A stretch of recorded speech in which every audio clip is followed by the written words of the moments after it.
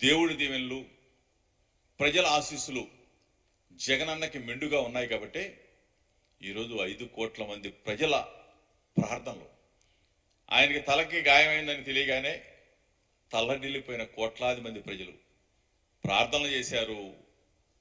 మసీదుల్లో అల్లాని వేడుకున్నారు, దేవాలయాల్లో వెంకటేశ్వర స్వామిని వేడుకున్నారు, అమ్మ కనకదుర్గమ్మని వేడుకున్నారు. అంటే జగనన్న మీద ఉన్న అభిమానం, జగనన్న మీద ఉన్న ప్రేమ ప్రతి గడపలో ఈ రోజున ఇంత పెద్ద ఎత్తున ప్రజల మద్దతు, ప్రజల దీవెనలు, 4 సిద్ధం సభలతోనే సన్నద్ధమైన ఆంధ్రప్రదేశ్ రాష్ట్రం, 5 కోట్ల మంది తెలుగు ప్రజలు బస్సు యాత్ర, జైత్ర యాత్రలా సాగుతూ ఉంటే